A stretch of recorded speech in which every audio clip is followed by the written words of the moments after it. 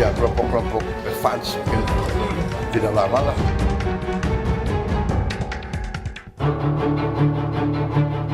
Indonesia resmi ditunjuk sebagai wakil komandan pasukan stabilisasi internasional atau ISF di jalur Gaza, Palestina. Pasukan ISF merupakan bagian dari Dewan Perdamaian atau Board of Peace bentukan Presiden AS Donald Trump. Komandan ISF, Mayor General Jesper Givers mengungkapkan, Indonesia termasuk dalam 5 negara pertama yang berkomitmen menerjunkan pasukan militer untuk mengawal gencatan senjata.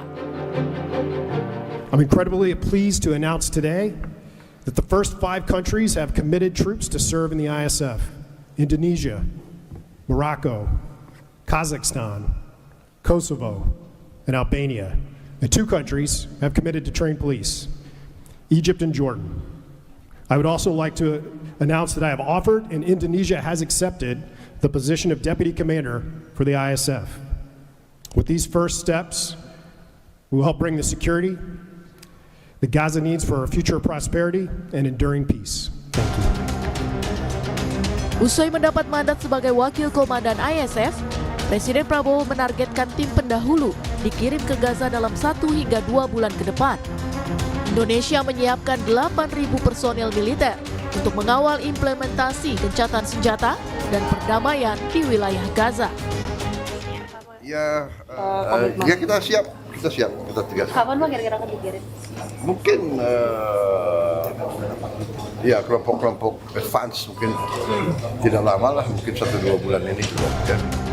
Terkait kekhawatiran soal tugas pokok dan fungsi tentara Indonesia di Gaza, Menlu Sugiono bilang, pasukan Indonesia hanya akan terlibat pada aksi-aksi kemanusiaan untuk menjaga masyarakat sipil dari kedua belah pihak. Sudah kita sampaikan ke ISF bahwa kita tidak melakukan operasi militer, kemudian kita tidak melakukan pelucutan senjata, kita tidak melakukan apa yang disebut demilitarisasi. Yang kita lakukan adalah menjaga masyarakat sipil di kedua belah pihak, kemudian terlibat dalam upaya-upaya kemanusiaan. Sementara itu, pakar hubungan internasional Universitas Parahyangan Julius Purwadi Hermawan mengingatkan pemerintah Indonesia untuk memastikan soal kejelasan mandat dari PBB dan sejumlah hal lain sebelum menerjunkan personil ISF ke Gaza. Ini yang membedakan kontribusi Indonesia selama ini dalam peacekeeping operations dengan pengiriman ke Gaza ini, bahwa selalu ada dasar mandat, dan mandat itu sangat vital, ya. Baik untuk melindungi pasukan, termasuk juga SOP, kemudian termasuk juga di mana tempatkan, tugas-tugas, termasuk nanti kalau terjadi serangan dari faksi, apa yang dilakukan. Itu satu ya, kelemahan dari ISF ini adalah kehilangan mandat. Tapi saya ada 2 lagi ya Mbak Cindy, ada 2 lagi yang perlu diperhatikan terkait dengan perbedaan kontribusi Indonesia kali ini dengan kontribusi Indonesia sebelumnya. Gitu.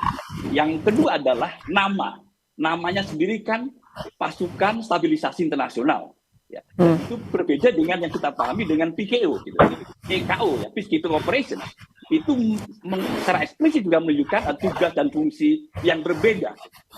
Nah, saya agak khawatir kalau kita hanya memegang rambu-rambu, kita hanya humanitarian, memastikan akses kemanusiaan, tidak pelucutan senjata, tidak berbasis. Saya agak khawatir ya. Apalagi posisi kita ada di operasional. Meski Dewan Perdamaian adalah bentukan Amerika Serikat, Presiden Prabowo kembali tegaskan keikutsertaan Indonesia dalam Dewan Perdamaian mencerminkan sikap Indonesia mendukung terciptanya perdamaian dunia, serta mewujudkan solusi yang seadil-adilnya bagi rakyat Palestina. Prabowo berharap kehadiran pasukan Indonesia bisa berkontribusi dalam perdamaian di Gaza. Tim Liputan, Kompas TV.